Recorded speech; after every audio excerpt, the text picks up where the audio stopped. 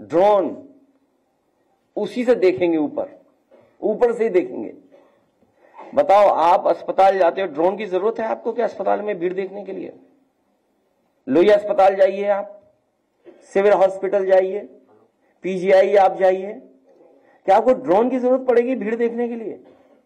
आप किसी railway station पे चले जाओ, आपको जरूरत पड़ेगी ड्रोन की भीड़ के लिए देखने के लिए? तो 10 साल रह करके इन्होंने हर व्यवस्था को खराब किया है, हर व्यवस्था, हर विभाग बर्बाद कर दिया। ये दावा करते थे कि मेडिकल कॉलेज बना रहे हैं, बताइए 13 मेडिकल कॉलेज नहीं बन पाए, जिनको एनएमसी ने मान्यता नहीं दी है। उनकी स्थिति क्या है?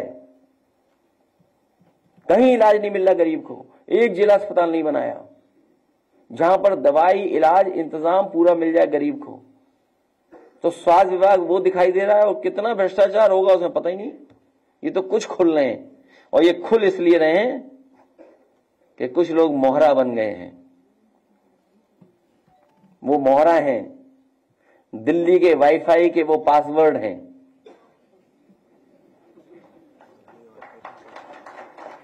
ये नई तरह की टेक्नोलॉजी, तो टेक्नोलॉजी के हिसाब से बोलना पड़ रहा है।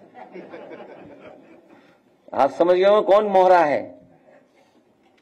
सुनने में आया कि मौर्य जी मोहरा हैं, दिल्ली के वाईफाई के पासवर्ड हैं। अगर दिल्ली वाले किसी से मिलते हैं तो लखनऊ वाले भी मिल रहे हैं किसी से।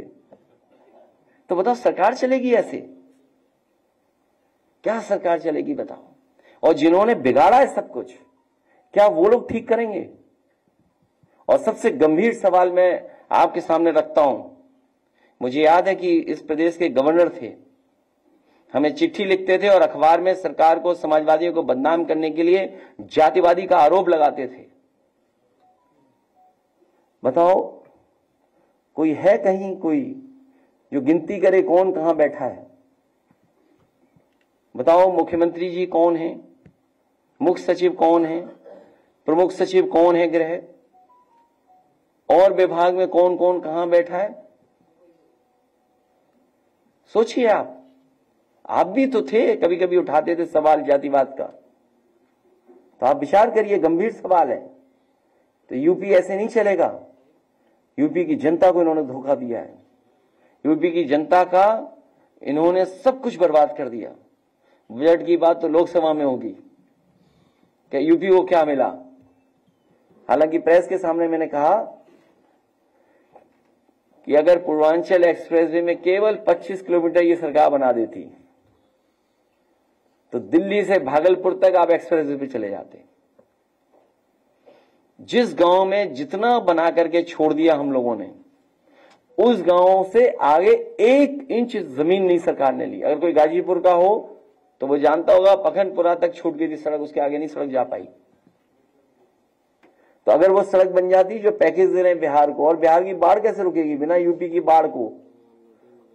30-40 जिला तो हमारे बाढ़ में प्रभावित हैं, नेपाल से बातचीत किए बिना और यूपी की बाढ़ को रोके बिना बिहार की बाढ़ कैसे रुक जाएगी? यूपी की बाढ़ नहीं रुकेगी तो। इसलिए आप खेल देखिए दिल्ली के वाईफाई के पासवर्ड का।